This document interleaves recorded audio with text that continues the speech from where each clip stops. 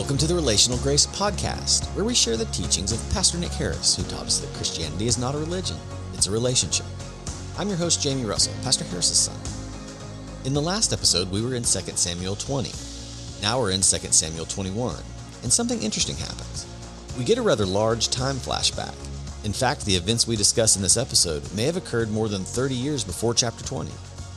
There are many reasons why this may have happened and why the ancient historians wrote it this way. One might be that we have had quite enough of David and all of his weaknesses. Another reason may be that given all of David's flaws, it could be time to see a few things that he got right, and why he is referred to as a man after God's own heart. David was a compassionate man. He was a loving man. And in this teaching, we will see that in his handling of a certain ethnic group associated with the nation of Israel. We must be aware that although certain Old Testament events do not specifically apply to all aspects of Christian life, no matter what community we are in, or wherever we are, we must always be kind and compassionate to those who are in need. We see that in David's handling of this situation discussed in this teaching of the specific ethnic group that he comes in contact with. As a king, even against his own personal prejudices, David had to ensure full justice to all his subjects. Above all, promises made to minorities had to be kept, especially when those promises concern the rights of some of those who we might refer to as second-class citizens, even if first-class citizens had to suffer for it.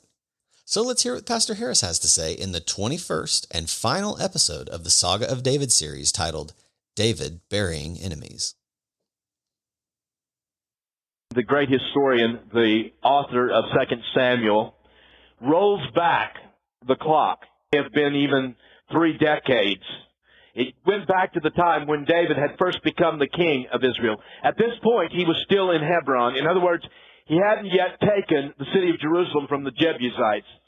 And believe me when I tell you, David didn't become king at the most fortuitous time either.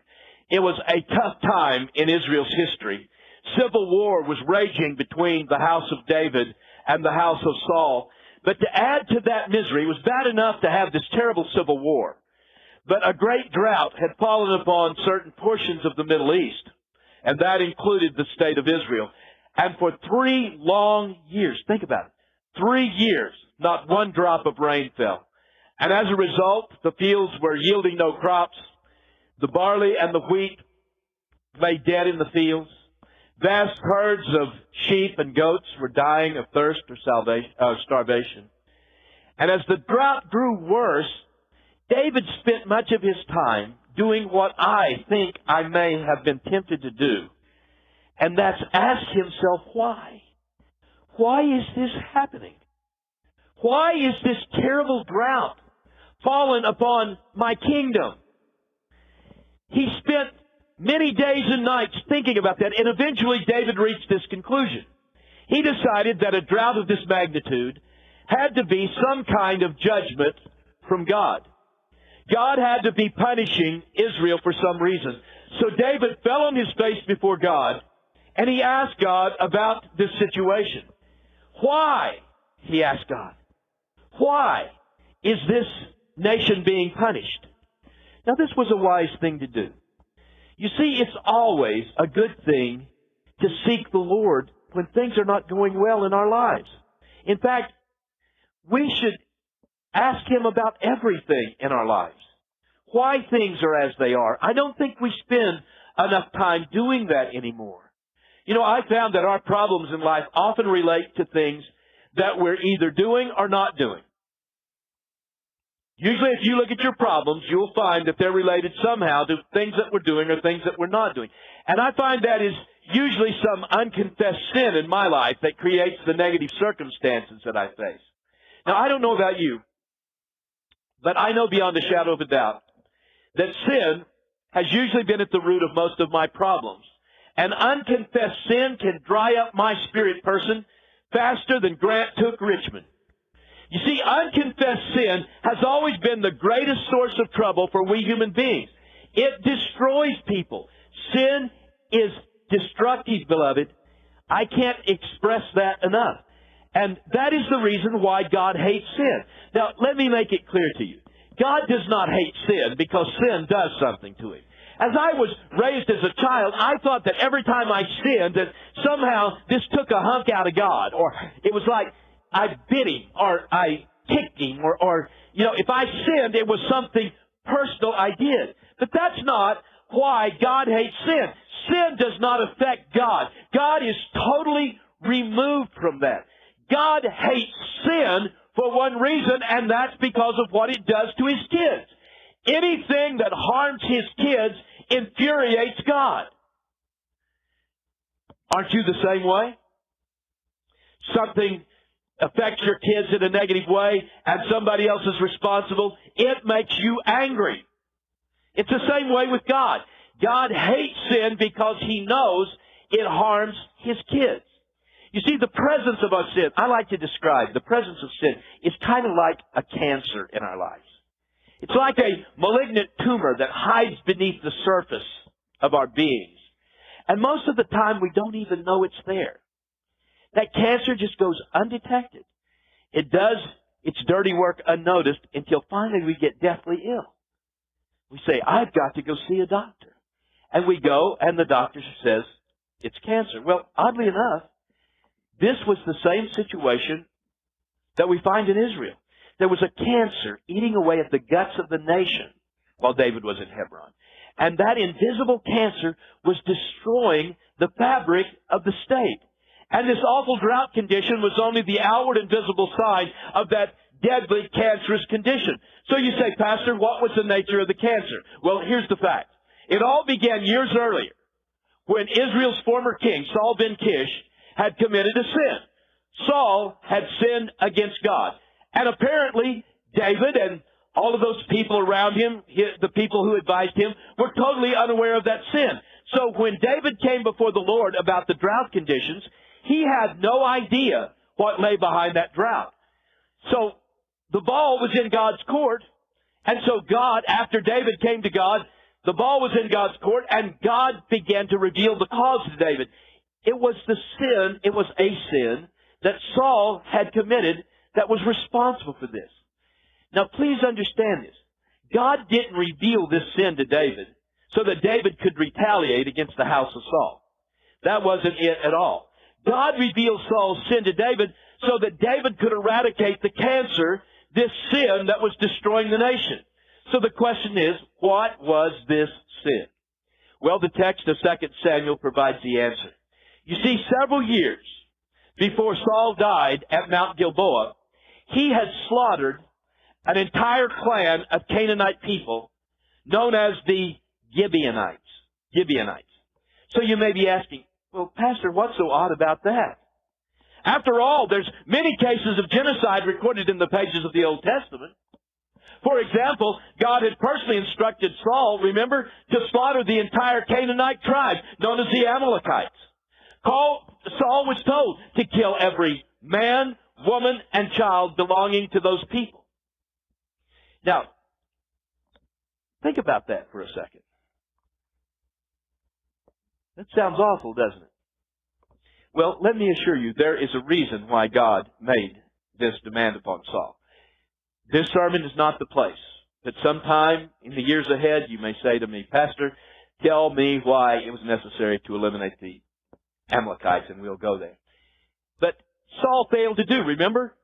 He went in, captured the Amalekites, but he didn't kill his sheep. Didn't kill their sheep. So Samuel comes and he says, Saul, what's that bleating I hear? He said, those sheep. I know that. Whose sheep are they? And he said, well, they're Agag's. Agag's? I told you that you were to kill him and his family and all of the... And he said, well, Lord, I thought that these would make great offerings to you. What's he doing? He's justifying himself. He's justifying himself. Well,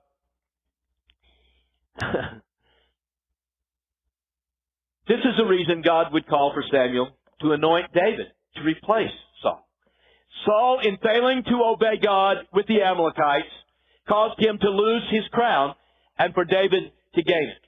So that being the case, what on earth was so bad about eliminating this Canaanite clan known as the Gibeonites? If God instructed him to do it one time and takes his crown away for him from him for not doing it another time. What's going on here? It's very confusing, isn't it? Well, the answer is quite simple. It was because by killing the Gibeonites, Saul had caused the nation of Israel to violate what the Old Testament calls a blood covenant agreement. And to violate a blood covenant was a no-no with God. You see, many years before Saul was even born, the great Hebrew leader, Joshua ben Nun, had cut a blood covenant with these Gibeonite people. Now, stop for a moment and you'll remember, if you think about it, the story of these Gibeonites. You might recall that when Israel first entered into the land of Canaan, the Gibeonites were absolutely terrified of them, and they had every right to be. They feared that Israel would come and annihilate them, so they concocted a scheme to protect themselves. Now, this is what they did. They put on the raggedest clothes they could find, and they put patched sandals on their feet. Then they took their donkeys and loaded them down with burlap sacks and dilapidated wineskins. But the coup de grace to the whole thing is they came wagging underneath their arms moldy bread. And they come staggering in like they had come from miles and miles and miles away with their moldy bread under their arm. The whole charade was concocted to deceive Joshua.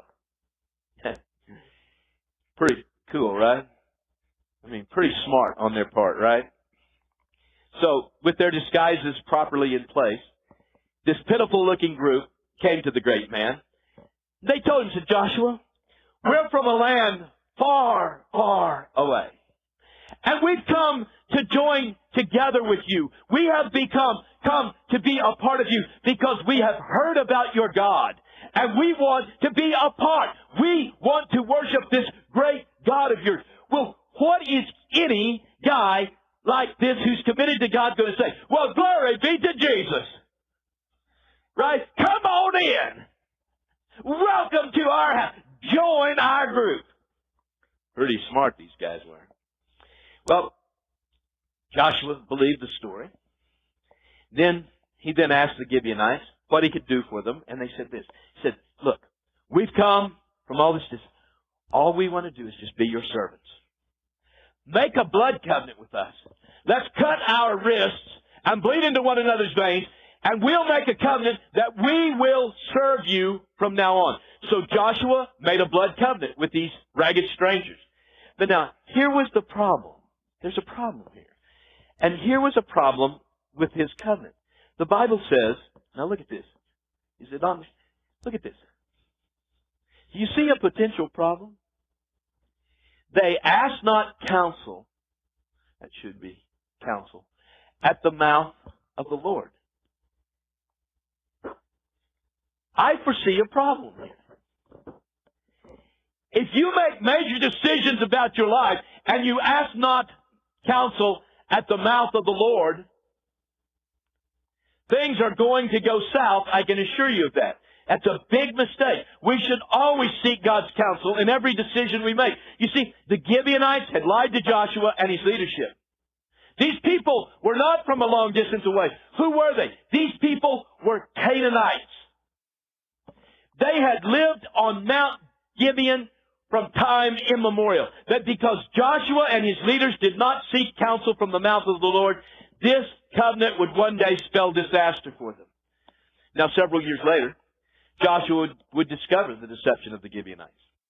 And I want you to know now, he was incensed. But nothing could be done about it. He had entered into a blood covenant. He had a scar on his wrist. The king of Gibeon had a scar on his wrist. They had bled into one another's veins, and it was binding. But as the years passed, these people would prove to be more of a hindrance to Israel than anyone would know. It didn't seem like much, just to leave a little clan of people living right there on Mount Gibeon. But you know where Mount Gibeon is? It's between Jerusalem and Shechem. Right there in the very heart of the country, there was a Canaanite encampment that would be a sword in the side of Israel from then on. And their presence in that place tended to isolate the 10 northern tribes from the 2 southern ones. But legally, a covenant had been cut. There was nothing Israel could do about it after the fact. However, when Saul became king, he didn't care about this blood covenant. Didn't matter a lick to him. All he knew is they were there and he didn't want them there. And somebody said to him, Saul, you can't do this. There's a blood covenant between us and them. And he said, listen, that blood covenant was cut then, that was then, this is now, and I've got to get rid of them. They're a thorn in my side. So he decided to do something about the Gibeonite presence in the heart of the nation. Now, we're never told what provoked this decision. We're not told why he did this. We're only told that his actions were bloody and that the slaughter was great. And as a result of this violation of a blood covenant, judgment had now fallen upon the land of Israel. Saul had violated. God was displeased because it was a blood covenant. They must be honored. So when this blood covenant violation was revealed to David, what he did was he called the surviving elders of the Gibeonites. Saul hadn't managed to kill all of them. A few had escaped, and they began to reproduce. And now the clan had come back into existence, and David called their elders to come to Hebron. And David asked them how Israel could atone for the injustices that had been done to them by the house of Kish. And guess what? The Gibeonites had an answer. Oddly enough, they didn't ask for any money. I would think they would do this. Well, just pay us back, David. Give us all the gold in the treasury and we'll make it even. But that's not what they asked for. You see, that's what we expect today from a grievance. But all these people wanted was this. They wanted Israel to deliver to them the 7 surviving sons and grandsons of Saul. We want Saul's kin to be delivered to us. And David quickly agreed to their demands. Now, why? He's in a civil war with these people. He's more than happy to be rid of them. Now, among those 7 men of Saul's house that were given to the Gibeonites, 2 of those men were the sons of one of Saul's concubines. This is a very important name that you've never heard. The name of this woman, remember this name, was Rizpah. Rizpah. She is Saul's concubine. Not his wife, but his concubine. And here begins one of the greatest stories of motherly love that's ever been told in the whole history of the human race. I can assure you of this. The drama of Rizpah is heartbreaking. Every time I read it, I can't read it without tears. Her experience was torturous. You see, once David had delivered the sons and grandsons of Saul to the Gibeonites took them and executed them. They hung them from a tree by the neck with a rope until all of them were dead. Now, the text of 2 Samuel tells us the exact date that the hangings occurred, and that's important to our story. You see, it says that this happened on the first days of the barley harvest. So when was this?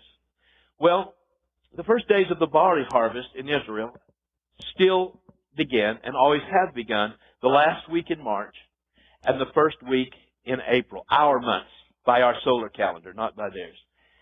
So that establishes the time the sons of Rizpah were hanged. It was in late March or early April. And when the bodies of these 7 men were finally cut down from the tree, this woman, this concubine of Saul, Rizpah, went to Gibeon and she claimed the dead bodies of her 2 sons. What did she do? Did she take them and bury them? No. She took their bodies to a hill outside of Gibeon. But the strange thing is, she does not bury them. Instead, what she did was this. She took a piece of goat's hide and she made a shelter, a tent, which would protect the 2 corpses from the elements. And she sat next to those bodies. Now the question is why? Why would a mother do such a bizarre thing? Why would you take the bodies of your sons and lay them out? Well, believe me, there was a reason. Related to the fact that there had been no family tomb prepared for Saul's descendants. Now, how do we know that? Well, to answer that question, we have to go back to the awful battle on Mount Gilboa. Remember? When Saul and Jonathan were both killed. You remember that after the battle, the victorious Philistines had taken the bodies of Saul and Jonathan and hung them on the walls of the city of Bethshan. Why did they do that? It was a thumb in the eye of the people of Israel. However, some Hebrew men from the faraway city of Jabesh-Gilead came to Bethshan in the dead of the night, took their bodies down from the walls, and then they buried their bodies under a tree near to that city. Now, what this proves to me is this.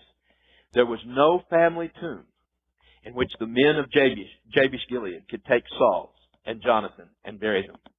Now, Rizpah knew this. Now, why is this important? That's why you pay pastor, right? For me to know all of these things as the Hercule Poirot of all things biblical. I look at the clues and I reach conclusions, and I know this to be true. And the significant thing is, if her sons were buried because there was no sepulchre, they would have to be buried in the ground. And here's what she knew about that. If they were buried in the ground, they would soon be forgotten. That place would be covered over. And pretty soon, no one would ever remember. You wanted a sepulchre for your family so that everyone would remember. For any Hebrew, such a burial as this, to place a dead body in the ground that way without a sepulchre was beyond measure a disgrace. However, Rizpah was determined that her two sons would not be forgotten. So no matter what it might cost her personally, and the cost would be very great, she would see that this would never happen to her sons.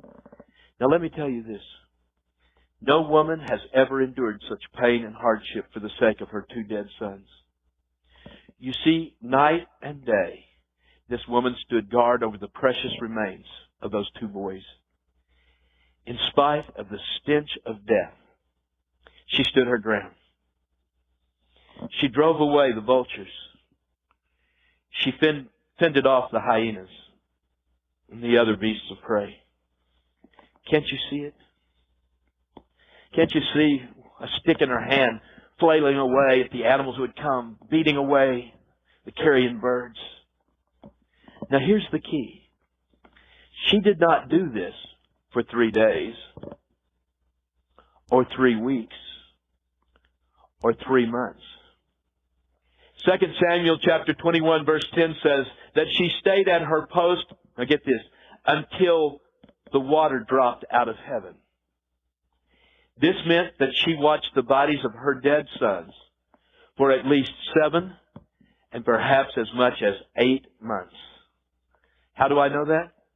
Well, as we have seen, they weren't executed until the last of March, and the rains do not come to Israel until early November. So that means that during the awful heat of Israel's summer times, and in the place where Gibeon is, it reaches sometimes 116 degrees in the shade. And sometimes at night, the temperature goes down to 40 degrees.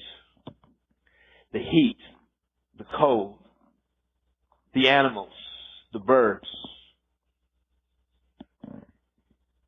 She stood her watch. She determined that she would not leave the bodies of her sons until they had been properly buried beside their ancestors. Now, excuse me, the humidity has got my pages stuck together. Now, eventually, word of this remarkable act of commitment on the part of Saul's concubine reached the ears of David in Hebron. And this put David in a tight spot. We can be sure that the very last thing David wanted to do in the middle of a major civil war was build a sepulcher as a memorial to King Saul. He doesn't need to do that. He needs to keep Saul as the enemy in everyone's mind so they can fight. And now God is calling upon him. And really God is behind this. He's being called upon to build a sepulcher for his enemy. But David, people would come and say, David, have you heard the latest about Rizpah? Oh, dear God, what's she done now? David, she's still there.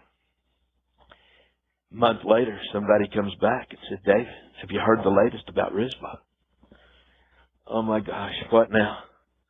She's still there. Pretty soon, what was happening? She was becoming a national heroine. Everybody was looking to her. They were saying, look at this act. This act of sacrifice is beyond comprehension. It reached the place where David could not ignore it any further. Now, frankly, I think the depth of her commitment even touched the heart of David. All I know is he called in his leadership, and they prepared a sepulcher for the house of Saul. In this instance, David did the right thing. Don't you think? Now, I ask you, beloved, where is such parental commitment today? Where are those parents who are willing to suffer distress and privation for their living children? Much less distress and privation for their dead ones. They're hard to find today, aren't they? So what does this story tell us? Well, we're all awestruck by the love of Rizpah, aren't we? Hasn't this moved you? You think, oh my gosh, how great is this? But think for a moment about God's love for you and me.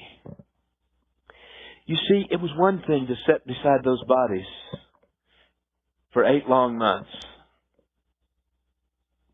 But think about God when He looked down on Calvary and He saw His only begotten Son dying for us. Think about what He must have thought when those words went up before Him. My God, why hast Thou forsaken me? Remember this, Jesus didn't die for His own sins. He had none. He died with our sins upon Him. That's why in the Garden of Gethsemane, He could pray that awful prayer. Father, if it be possible, let this cup be removed from me, this cup of suffering. Nevertheless, not what I will, but what You will be done. God's love for us is profound. You know, most of us can quote John 3:16. For God so loved the world that He gave His only begotten Son. But what we often miss is what that phrase really should say. Because it says, for God so loved. But what that really means is this. This is the way in which God loved. God loved the world in this way. What way? In that He would give His only begotten Son. Most of us have more than one child. You've got 2 wonderful sons. Both of them I can call my friends, and I'm proud of that. But I don't think you would exchange either one of them for me. And you love me. And I'm going to guarantee you that there's nobody in this world that I would exchange my 2 sons for. But God, His love was such. His love was such that He gave His only begotten Son, that whosoever believes in Him should not perish.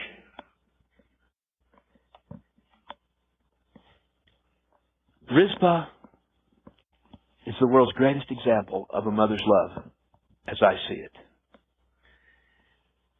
But God is the greatest example.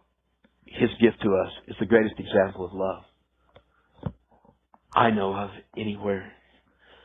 It's the greatest example of a father's love that could ever be found.